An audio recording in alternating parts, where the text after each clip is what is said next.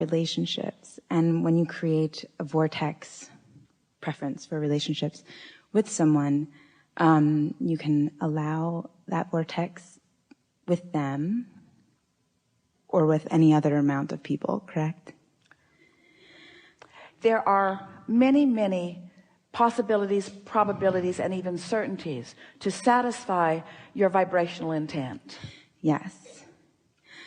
So one of my questions about relationships is that, is there the path of least resistance?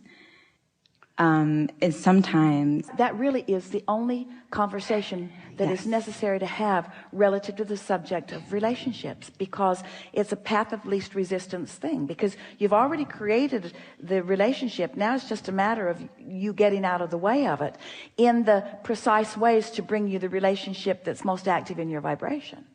In other words, do you know that we're going to let you talk in a minute. Do you know that the path of least resistance really is the path that you've most practiced? Now think about that. The path of least resistance is the path that you've most practiced, because the path that you've most practiced is the path of your most momentum. And therefore of your most attraction. Can you wrap your thoughts around that? So the question that you want to ask yourself is, am I practicing the path to what I want? Or am I just practicing the path that's the easiest to practice? It's easier in your human environment to find people to complain with you about one thing or another. It's easy to practice complaining because they're everywhere. So it's really easy to practice complaining. And therefore make that path the path of least resistance, through which other things to complain about make their way steadily, effectively, and swiftly to you. Yes. And isn't law of attraction the ultimate relationship conversation? And isn't path of least resistance, doesn't it just fit right in there in the most wonderful way? So don't just sort of want to make your decisions about what you want and identify it and then say, okay, I'm going to do everything in my power to carve out the path of least resistance to that. Stay with us. You're really going to like this. So if you can fast forward in your mind vibrationally to what it would feel like to be inside this delicious relationship that you want, and you identify what it would feel like to be inside of that relationship. Ooh, what does it feel like to be the object of someone's attention when they're tuned into source energy? Ooh. What does it feel like to be tuned into source energy and holding someone else as my object of attention? What does it feel like to have the energy that creates worlds coursing through us as we cooperatively are moving through life and making decisions together? What does empowerment feel like? What does invincibility feel like? What does that feeling of love and appreciation feel like? What does that feel like? You just keep thinking for it, reaching for it, finding the feeling of it, finding the feeling of it. Now, this is the key point to this leading edge discussion. Once you have identified what it would feel like to be inside that, not virtual, that fleshed out, that filled in, that all the pieces in there where you can see them and hear them and smell them and taste them and touch them. Once you've identified and practiced what that would feel like, now the path of least resistance feels just like that too. Feels just like that.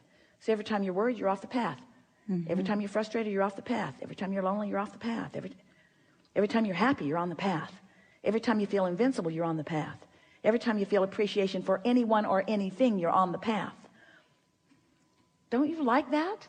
Don't you like knowing that you could be on a subject that seems completely unrelated to the relationship you want, and you would still be on the path of least resistance to most swiftly rendezvous with that other?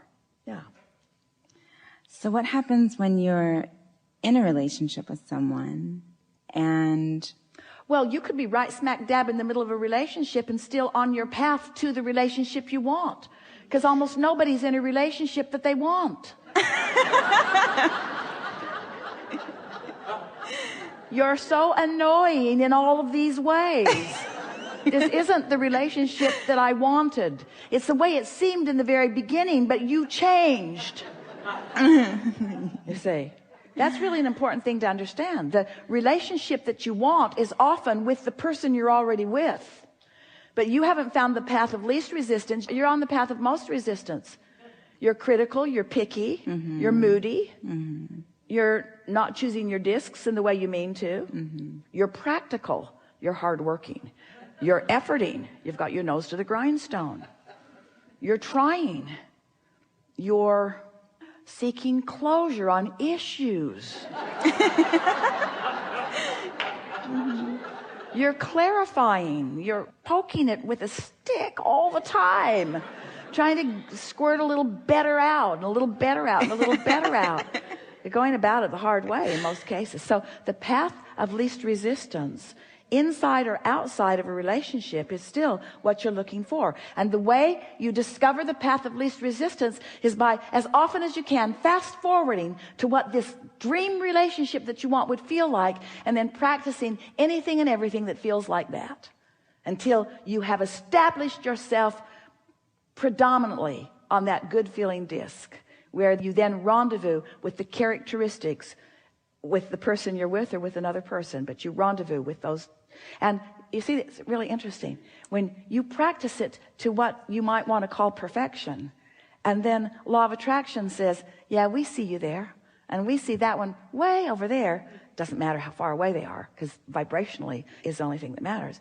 But proximity wise, they're not on your radar because they're somewhere else. But now that you've established this, the universe is going to establish a path of least resistance to bring you right to each other. And since you've practiced it relative to that subject and that subject and that subject and that subject and that subject, when it's standing right before you, you recognize it. Ah, I know you. I remember you. I've been practicing you for 27 minutes.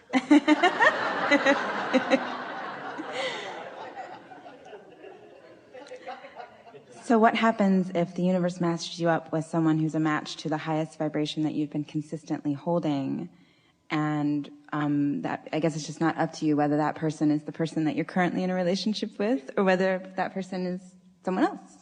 Well, the only reason that that could be is if the universe has matched you up to something that isn't what you're really reaching for and what you really want, because what's in your vortex is. What's in that high-flying vortex, that vortex that you've been accumulating and creating and evolving for all of these lifetimes.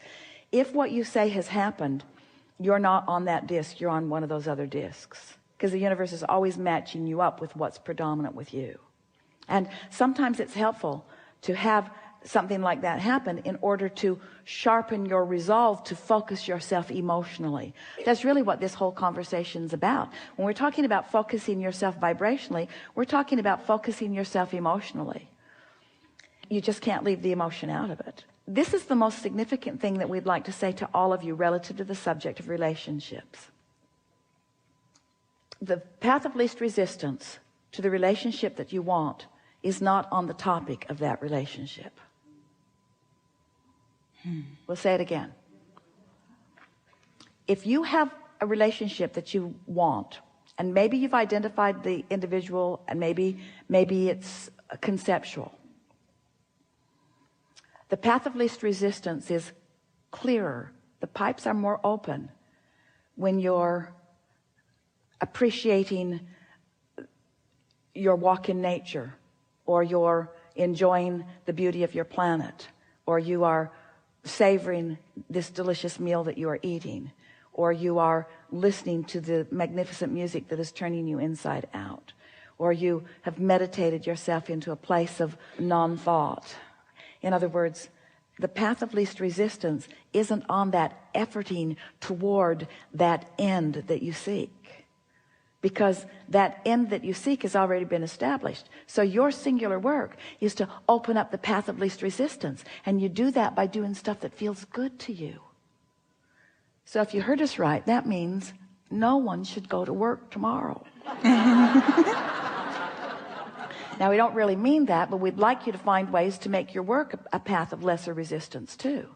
But anything that is causing you to bind up, to clog up, to slow down, to complain, anything that's evoking conversation from you that doesn't feel good to you while you're speaking it, those are indicators that you've got your path of least resistance clogged up with other things. And you don't need to do that. That's the thing that's so interesting. You don't need to do that.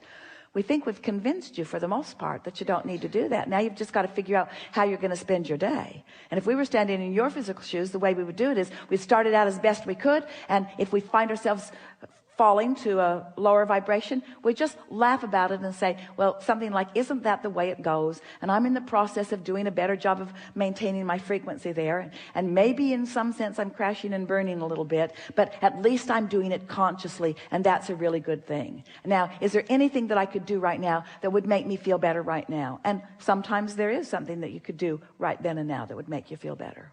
What if it's that you want to be, that it's easier to get in the vortex when you're alone? But then that rocks the boat in terms of the relationship, saying like, you know, I'll call you in.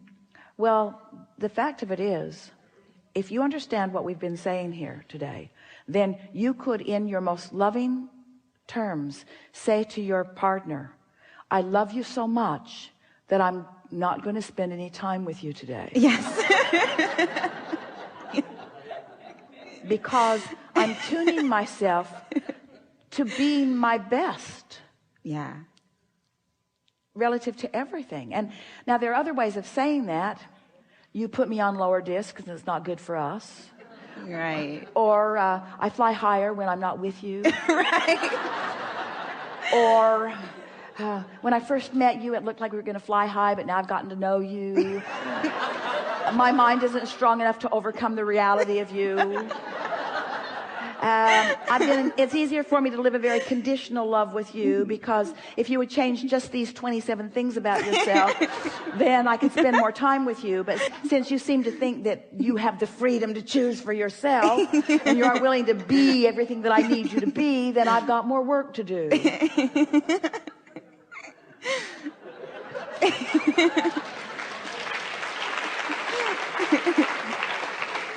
Or you could say, now you could say all of those things and then don't say any of those things.